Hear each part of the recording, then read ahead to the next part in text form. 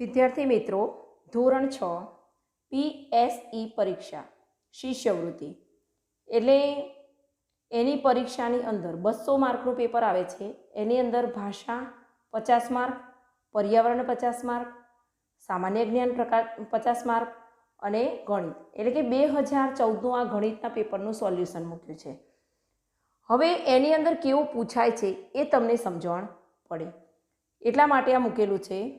હવે આપણે જોઈશું પેપર. તો એક નંબર છે કે નીચેની સંખ્યાઓની જોડીમાંથી કઈ બે સંખ્યાઓનો ગુણાકાર 135 થાય છે. એટલે આપણે નીચે ગુણાકાર કરવાનો છે. તો પહેલા નંબરમાં છે 15 અને 7. તો 15 ગુણ્યા 7 એટલે કેટલા આવે? 105. પછી બીજા નંબરમાં છે 25 અને 6. તો 25 અને 6 ગુણ્યા 25 ગુણ્યા 6 કેટલા આવે? તો કે 150. પછી 3 નંબરમાં છે 9 અને 15. તો 9 ગુણ્યા 15 એટલે કેટલા આવે? 135. પછી 25 અને 5. તો 25 ગુણ્યા 5 પછી 5 125. એટલે આપણે જવાબ કેટલો લેવાનો છે? 135. એટલે કયો આવશે? 9 ગુણ્યા 15 એટલે કે 135. એટલે 3 નંબરનો જવાબ આવશે. બરાબર છે. હવે આપણે આગળ જોઈશું.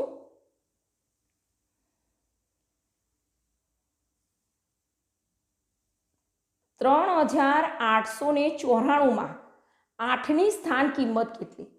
પહેલાં તો આપણે જોવું પડે કે 8 કયા સ્થાનમાં છે. તો 8નું સ્થાન ગણવા માટે આપણે પહેલાં એકમથી ગણીશું. તો કે એકમ, દશક અને 100. 8 કયા સ્થાનમાં છે? 100ના સ્થાનમાં. એટલે એની 800 એની સ્થાન કિંમત કેટલી થશે? 800.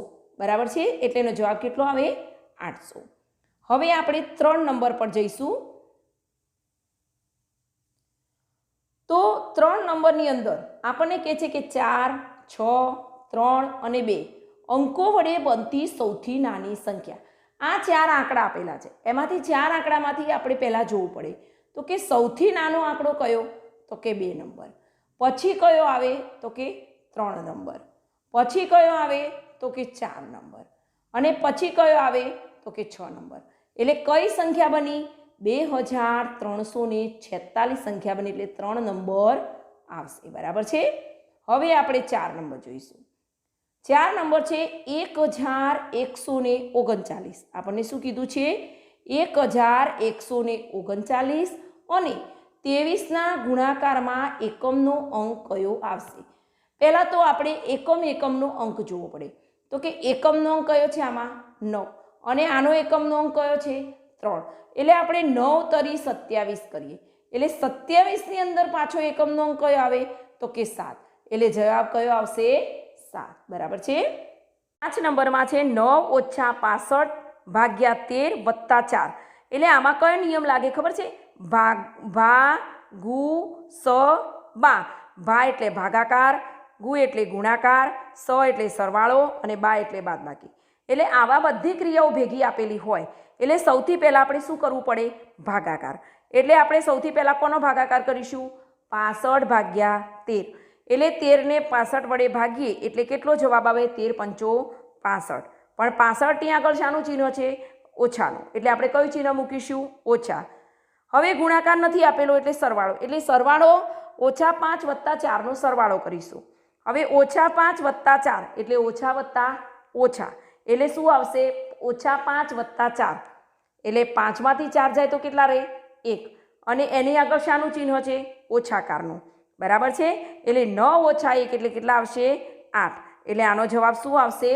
8. બરાબર છે. હવે આગળ જોઈશું 6 નંબર. હવે છે 4,06,095 ને અંકમાં કેવી રીતે લખાય? તો આપણે શું આવશે? 4,06,095. બરાબર છે. એટલે આપણે એકમ, દશક, 100, 1000, 10,000 અને લાખ. એટલે 6,000 એટલે એ હજારના સ્થાનમાં. આ 95. એટલે 4,06,095. એટલે કયો નંબર આવશે? 3 નંબર. બરાબર છે. હવે આપણે આગળ જોઈશું 7 નંબર. 7 નંબરમાં છે 1 મીટર કાપડનો ભાવ ₹12 છે. 1 મીટરના કેટલા છે? 12 રૂપિયા. તો 4,320 રૂપિયામાં કેટલા મીટર કાપડ આવે? એટલે હવે આપણે છે કે 12 રૂપિયામાં કેટલા મીટર કાપડ આવે? 1. તો 4320માં કેટલું કાપડ આવે? એટલે આ બંનેનો શું કરવો પડે આપણે? ભાગાકાર. એટલે આપણે ભાગાકાર કરો એટલે 12 તરી 36 અને 12 છંગ 72 એટલે કેટલો આવે? 360 મીટર જવાબ આવે. બરાબર છે. હવે આપણે આગળ જોઈશું. હવે લખ્યું છે 213 ને શબ્દોમાં લખો. તો 213 ને શબ્દમાં આપણે લખવા પડે એટલે કે 213 આવે. હવે 9મું છે 3405માં દશકનો અંક કયો? પહેલો એકમ અને બીજો દશક. તો દશકમાં શું આવશે? 0. શું આવે? 0. હવે આપણને 10 તો કે 3 હાથી અને 2 પોપટના પગ કેટલા? 3 હાથી. હાથીના પગ કેટલા? 4. એટલે 3 હાથીના કેટલા થાય? 3 ચોક 12. અને 2 પોપટના, એક પોપટના કેટલા? 2. એટલે 2 દુ 4 એટલે 12 ને 4 કેટલા થાય? 16. બરાબર છે. હવે 11 નંબર જોઈશું આપણે. એક જંગલમાં 635 ઝાડ હતા. કેટલા ઝાડ હતા? 635. બરાબર છે. તેમાંથી 315 ઝાડ પડી ગયા. તો કેટલા ઝાડ ઊભા રહ્યા? 420, 320, 330 કે 315? એની આપણે શું કરવી પડે? બાદબાકી. એટલે 635માંથી 315 બાદ, એમાં 315 બાદ કરીએ એટલે કેટલા આવે? 320. એટલે કેટલો જવાબ આવશે? 320. આ બંનેની શું આવશે? બાદબાકી. કારણ કે ઝાડ હતા અને પડી ગયા એટલે એની શું આવશે? બાદબાકી. બરાબર છે. હવે આગળ 12 નંબર. હવે 12 નંબરમાં 365માં એકમનો અંક અને દશાંક અંકનો સરવાળો કેટલો થાય? એકમનો અંક કેટલો છે આમાં? 5. 365માં એકમનો અંક કેટલો છે? 5. અને દશકનો અંક કેટલો છે? 6. એટલે 6 એટલે 5 + 6 એટલે કેટલા થયા? 11. એટલે કેટલો જવાબ આવશે? 11. બરાબર છે. હવે આપણે આગળ જોઈશું. હવે 8 અને 5ને આપણે 8 અને 5ને ગુણીએ. 8 × 5 એટલે કેટલા થાય? 40. 8 પંચો કેટલા થાય? 40. હવે 40ને કેટલા વડે ભાગવાના છે? 2. એટલે 2 વડે ભાગીએ એટલે કેટલા આવે? 20. એટલે આનો જવાબ કેટલો આવશે? 20. બરાબર છે. હવે આપણે આગળ જોઈશું 14 નંબર. નીચેનામાંથી એકી સંખ્યા શોધો. નીચેનામાંથી કઈ સંખ્યા શોધવાની છે? એકી સંખ્યા. બરાબર છે. હવે એકી સંખ્યા આપણે નીચેનામાંથી શોધીએ. નીચેનામાંથી એકી સંખ્યા શોધો. એટલે આપણે એકી સંખ્યા તો પહેલાં આપણે સમજવી પડે કે એકી સંખ્યા કોને કહેવાય? તો કે જેનો એકમનો અંક 1, 3, 5 અને 7 હોય તો એને એકી સંખ્યા કહેવાય. એટલે આપણે આમાંથી જોઈ લેવાનું કે કોઈનો 1 છે, 3 છે, 5 છે કે 7 છે. તો કે હા, 3નો કયો છે? 443. એટલે એકમનો અંક 3 છે. એટલે આ કઈ સંખ્યા કહેવાય? એકી સંખ્યા. હવે આપણને એવું કહે છે 15માં કે 999 અને 1001 વચ્ચેની સંખ્યા કઈ મળે? 9990, 1000, 998 કે 1099. 999માં તરત કઈ સંખ્યા મળે? તો કે 1000 સંખ્યા મળે. કઈ સંખ્યા મળે? 1000. બરાબર છે. હવે આપણે આગળ જોઈશું. હવે 16 નંબર. હવે 16 નંબરમાં આપણને શું કહેવા માંગે છે કે 123, 232, 181 અને 207 ને ચડતા ક્રમમાં ગોઠવો. ચડતો ક્રમ એટલે સૌથી પહેલાં નાની સંખ્યા આવે. સૌથી પહેલાં નાની સંખ્યા આપણે પહેલાં આમાંથી શોધવી પડે. આપણે સાઈડમાં એક બાજુ પહેલાં લખી દેવાની. તો કે સૌથી નાની સંખ્યા 123. પછી કઈ આવે? તો કે 181. પછી કઈ આવે? તો કે 207. અને પછી કઈ આવે? તો 232. હવે આપણે આમાં જોવું પડે કે કઈ? તો કે 123 પહેલાં આવી, 181 પછી આવી, 207 પછી આવી અને એના પછી 232 આવી. એટલે ચડતા ક્રમમાં કયો જવાબ આવશે? 3 નંબર. બરાબર છે. હવે આપણને 17 નંબર.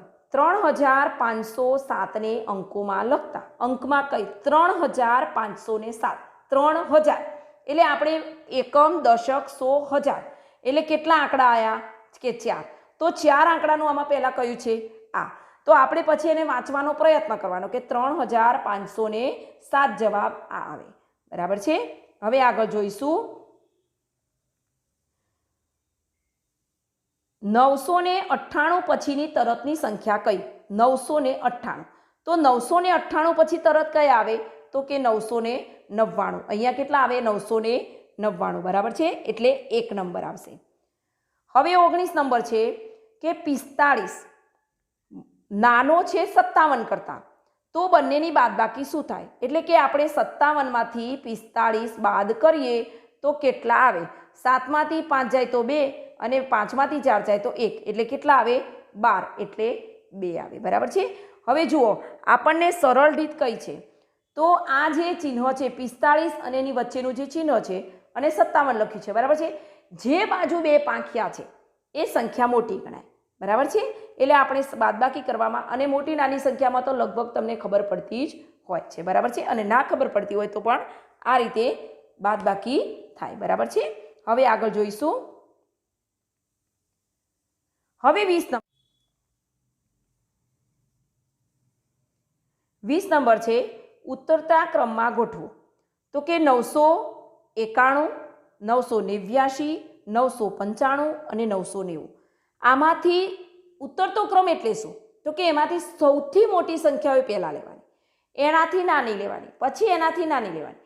તો આપણે આ ચારમાંથી નક્કી જોઈએ એમાં સૌથી મોટી સંખ્યા કઈ? તો સૌથી મોટી સંખ્યા આવે 995. પછી એનાથી સહેજ નાની કઈ આવે? 991. પછી કઈ આવે? તો કે 990. પછી કઈ આવે? તો કે 989. હવે આપણે આમાં જોવાનું તો કે 995 સૌથી મોટી એ તો કે 1માં છે, 2માં છે ને 3માં છે. પછી આપણે કઈ જોવી પડે? તો કે 995 પછી 991 આવે, એટલે આ 991. પછી આવે 990 અને પછી આવે 989, એટલે આ 2 નંબરનું આવશે. બરાબર છે.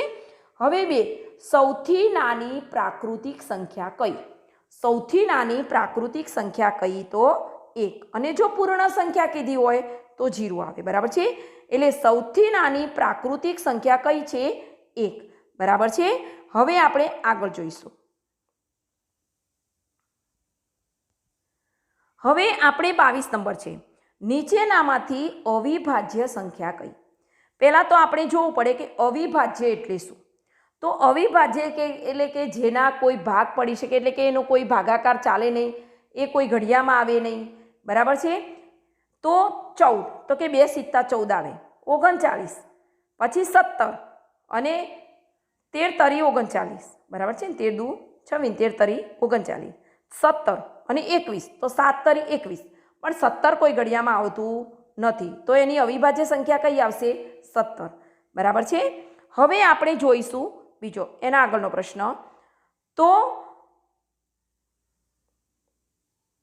23 નંબર, તો કે એક લંબચોરસ લંબાઈ 5 મીટર પહોળાઈ 5 મીટર લંબાઈ એની 5 મીટર અને પહોળાઈ એની 4 મીટર છે. તો તેની પરિમિતિ શોધો. એની પરિમિતિ શોધવાની છે. એટલે પહેલાં તો આપણે એની પરિમિતિનું સૂત્ર આવડવું જોઈએ. તો કે લંબચોરસની પરિમિતિનું સૂત્ર શું? તો 2 કૌંસમાં લંબાઈ વત્તા પહોળાઈ. 2 અને લંબાઈ કેટલી છે? 5 મીટર અને પહોળાઈ કેટલી છે? 4. એટલે આપણે પહેલાં કૌંસનો સરવાળો કરીએ તો 5 ને 4 કેટલા થાય? 9. અને આ બંનેનો શું થાય? તો કે ગુણાકાર. એટલે કેટલો જવાબ આવે? 18 મીટર. કેટલો જવાબ આવશે? તો કે 9 દુ 18 મીટર. એટલે એની પરિમિતિ કેટલી આવશે? 18 મીટર. બરાબર છે. હવે આપણે આગળ જોઈશું 24 નંબર ઉપર. હવે આપણને એવું કહે છે કે ખાલી જગ્યા વત્તા 17 બરાબર 17. તો ખાલી જગ્યામાં શું આવે? એવું આપણે શું મૂકીએ તો 17, તો કે એના એ જ જવાબ આવે. તો શું મૂકીશું? 0. કારણ કે સરવાળામાં 0 એ તટસ્થ સંખ્યા છે. એટલે 0 વત્તા 17 મૂકીએ, કોઈ પણ સંખ્યામાં 0 ઉમેરીએ તો એ સંખ્યા એની એ આવે. એની આવવું એટલે કે તટસ્થ રહેવું. બરાબર છે. ચલો હવે 25મો પ્રશ્ન છે. પૂર્ણ સંખ્યાઓની શરૂઆત ખાલી જગ્યાથી થાય છે. એટલે કે સૌથી નાની પૂર્ણ સંખ્યા કઈ? હમણાં આપણે આગળ જ કહી દીધું કે પૂર્ણ સંખ્યાની શરૂઆત શાનાથી થાય છે? 0થી. શાનાથી થાય છે? 0થી. બરાબર છે. હવે આપણે આગળ જોઈશું 26 નંબરનો. 16 ગુણ્યા કૌંસમાં 2 વત્તા 4. બરાબર છે. 4 વત્તા 2 એટલે કેટલા? 4 વત્તા 2 એટલે અહીંયા કેટલા આવે?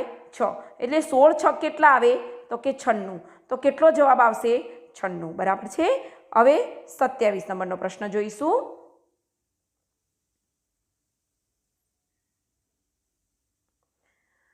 સત્યાવીસ નંબરના પ્રશ્નમાં અંદર શું છે જુઓ. તો કે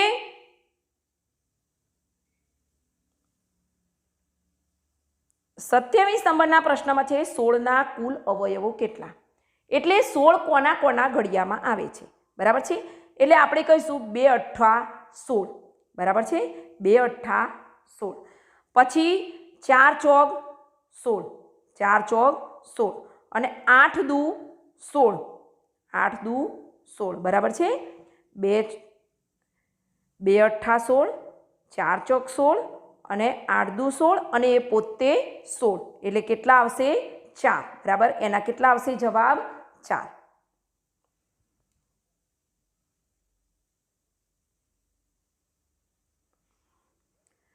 ચલો હવે આગળ જોઈશું 28. એમાં 28મો પ્રશ્ન જોઈશું કે રેખાબેને ₹45ના ભાવે 30 કિલોગ્રામ ગોળ લીધું.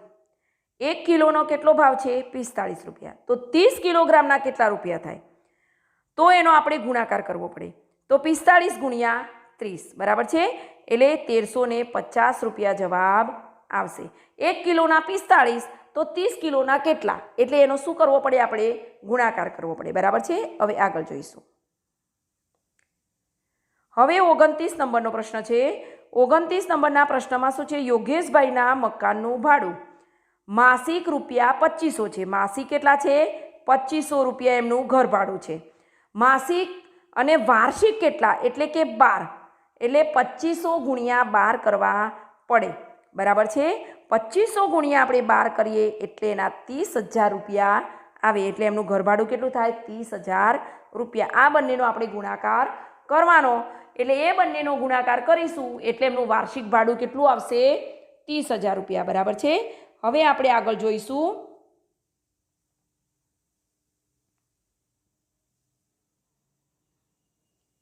30 નંબર છે 15 ગુણ્યા 12 બરાબર 12 ગુણ્યા ખાલી જગ્યા.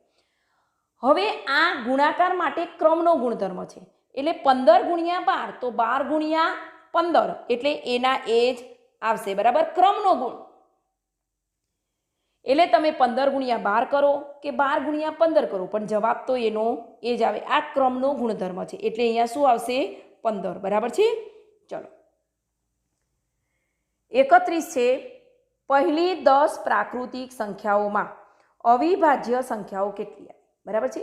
હવે આપણે ગણવું પડે કે સૌથી નાની અવિભાજ્ય સંખ્યા, અવિભાજ્ય એટલે કે જેનો કોઈ ભાગ પડે નહીં એ, એટલે સૌથી નાની અવિભાજ્ય સંખ્યા,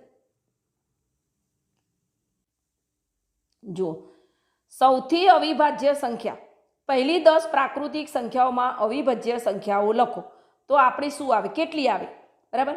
તો 1 એ તો તટસ્થ સંખ્યા છે, એટલે 1 આવે નહીં. એટલે સૌથી નાની અવિભાજ્ય સંખ્યા કઈ છે 2, પછી આવશે 3, 4 ના આવે, પછી આવશે 5, 6 ના આવે, પછી આવશે 7, 4 અને 6 ને કેમ ના આવે, તો કે 2 દુ 4, 3 દુ 6 એ ઘડિયામાં આવે છે. આ અવિભાજ્ય સંખ્યા તો કેટલી થઈ 1, 2, 3 અને 4, કેટલી સંખ્યા થઈ 4, બરાબર છે. ચલો હવે આપણે આગળ જોઈશું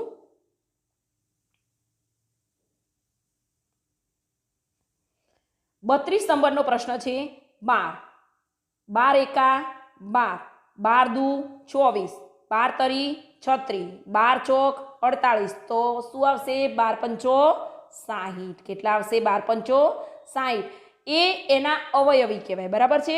કોઈ પણ ઘડિયો છે એના ઘડિયાનો જે જવાબ છે એ એનો અવયવી કહેવાય, એટલે કેટલો જવાબ આવશે 60, બરાબર છે. ચલો હવે 33 નંબરનો છે કે 6,43,247 વત્તા 1,38,903ના સરવાળાનો એ દશકનો અંક કયો આવશે. દશક, આ બંનેનો મેં સરવાળો કર્યો છે, તમારે પ્રયત્ન કરવાનો સરવાળો કરવાનો. હવે દશકનો અંક એટલે આ સરવાળાનો જવાબ છે, બરાબર છે. આ સરવાળાનો શું છે જવાબ છે. એ જવાબની અંદર આપણે જોવું પડે કે એ જવાબની અંદર એમાં એકમનો અંક પછી દશકનો અંક, એટલે દશકનો અંક શું છે 5, એટલે કેટલો જવાબ આવશે 5, બરાબર છે. ચલો 34 નંબર 11 ને ગણતા 20 સુધી, 11 ને 20 સુધી ગણીએ તો કેટલી અવિભાજ્ય સંખ્યા હોય, એટલે પહેલા 11 ને તો ગણવાના જ છે, 12 ના આવે, 2 છંગ 12 એટલે ના આવે, પછી 13, પછી 14 એટલે 2 સુધી 14 ના આવે, પછી 15 3 5 15 ના આવે, 16 8 દુ 16 ના આવે, એટલે 17 17 કોઈ ઘડિયામાં ના આવે, 18 9 દુ 18 ના આવે, 19 એટલે 19 આવે, બરાબર છે, અને 20 ના આવે, એટલે કેટલી થઈ 1 2 3 અને 4, એટલે કયો જવાબ આવે 4, બરાબર છે। આવી રીતે તમારે સાઈડમાં ગણી રાખવાનું, એટલે તમારો જવાબ કોઈ દિવસ ખોટો પડે નહીં, બરાબર છે। હવે આપણે આગળ જોઈશું।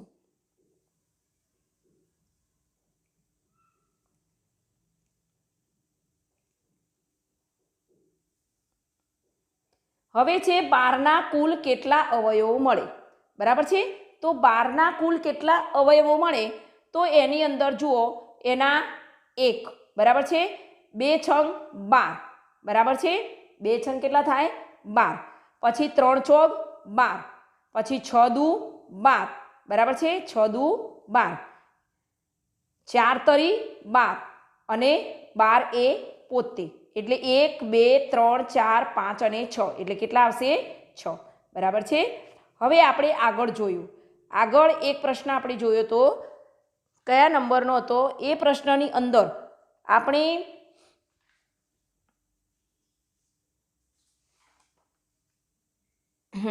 આપણે 27 નંબરનો પ્રશ્ન આગળ જોઈ ગયા। એની અંદર આપણે જોયું કે 16ના કુલ કેટલા અવયવો છે, એની અંદર આપણે 1 નહોતો ગણ્યો, બરાબર છે, એટલે 1 આપણે ગણવાનો છે।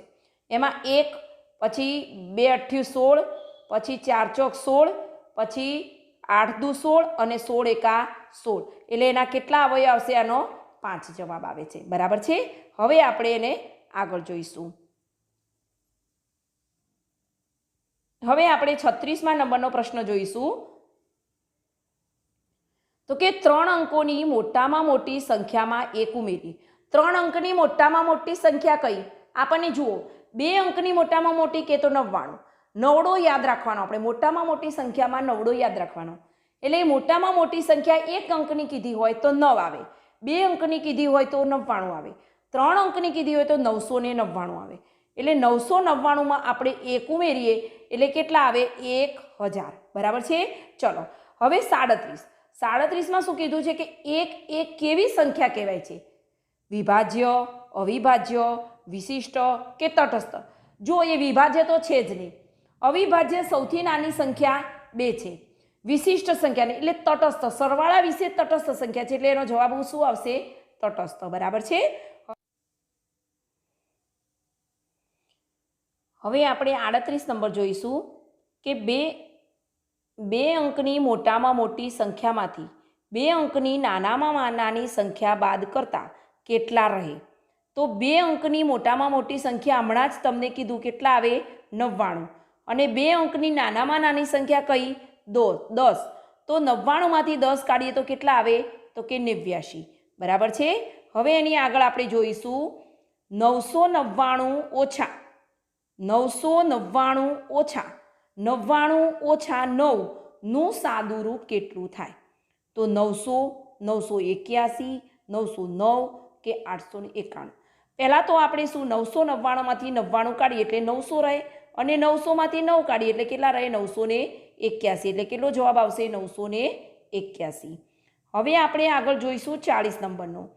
હવે 40 નંબરમાં છે 4 એકમ 4 એકમ, 3 દશક એટલે આ બાજુ આવશે, 5 શતક એટલે 5 શતક, કઈ સંખ્યા બની તો 534, બરાબર છે। આવી રીતે તમે શોધીને ગોઠવી કાઢો તો તમને આવડે જ।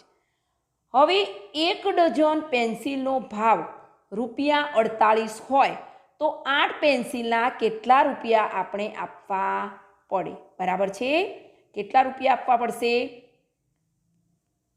તો 1 ડઝન એટલે કેટલા તો કે 12, તો કે 12 પેન્સિલના કેટલા તો કે 48, તો 8 પેન્સિલના કેટલા, એટલે 48 ગુણ્યા 8 ભાગ્યા 48 ગુણ્યા 8 ભાગ્યા કેટલા આવે 12, એટલે 12 ચોક 48 અહીંયા ઉડી જશે, એટલે 4 અઠ્ઠા કેટલા આવે 32, એટલે આનો જવાબ કેટલો આવશે 32, બરાબર છે। હવે આપણે 42 નંબરનું જોઈશું કે કોઈ પણ સંખ્યાને 13 વડે ભાગતા, કોઈ પણ સંખ્યાને આપણે 13 વડે ભાગીએ તો વધુમાં વધુ શેષ કેટલી વધે। હવે જો આવો પ્રશ્ન પૂછાય તો કોઈ પણ સંખ્યાવાળા 13 છે તો એને એક જ ઓછો કરી દેવાનો, એટલે કેટલા આવ્યા? 12. એટલે એનો જવાબ કેટલો આવે? 12. ધારો કે આપણે 9 પૂછાય તો કે કોઈ પણ સંખ્યાને 9 વડે ભાગતા વધુમાં વધુ કેટલી શેષ વધે? એક ઓછો કરી દઈએ એટલે કેટલા આવે? 8. બરાબર છે?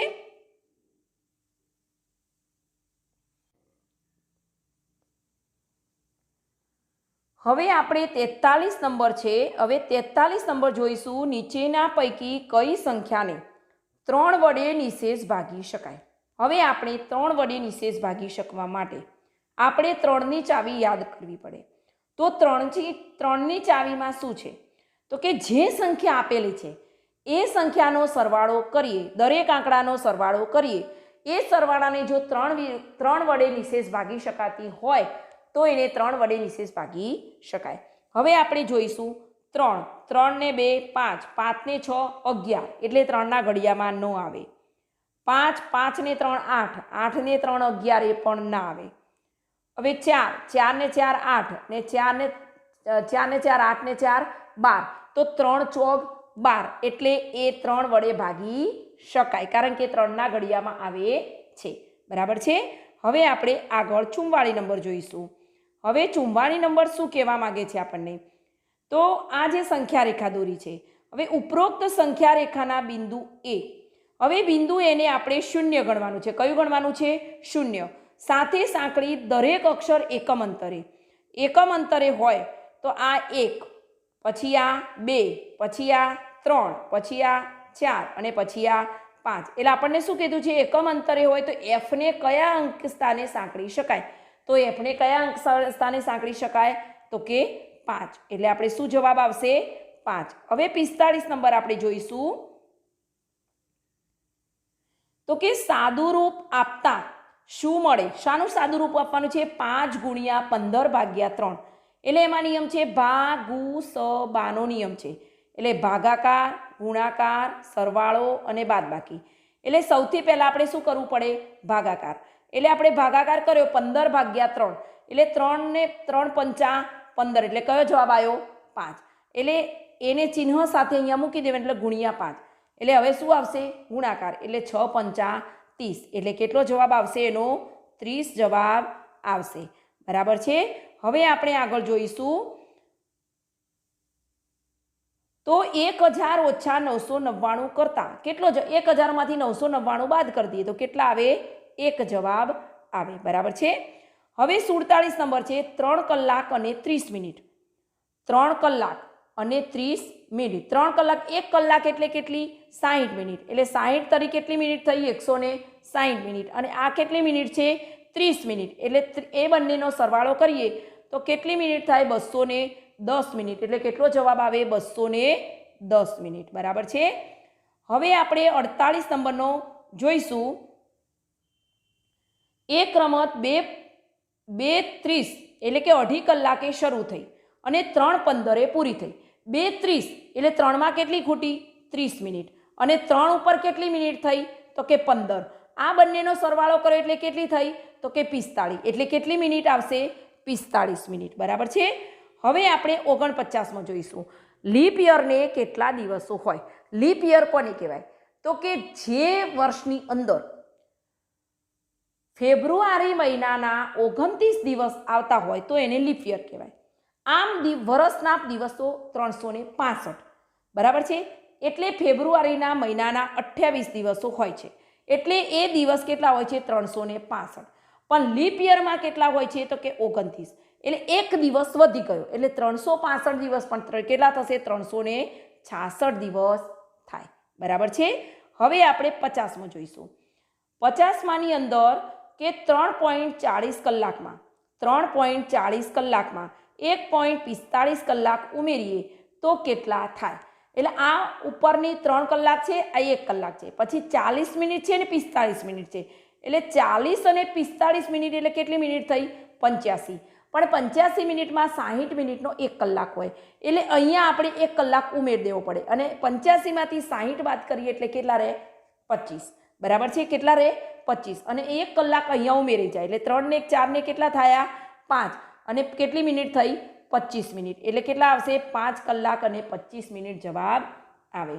આ વિડીયોને તમારે જોવો, સાંભળવો અને સમજવાનો પ્રયત્ન કરવો કે આ કેવી રીતે ગણતરી થાય છે, અને ધ્યાનથી જોવું, ફરી ફરી જોવું, એટલે આપણને ઘડીએ ઘડીએ જોઈએ અને પછી જુદી નોટમાં ગણીએ એટલે આપણને ગણતા આવડી જ જાય.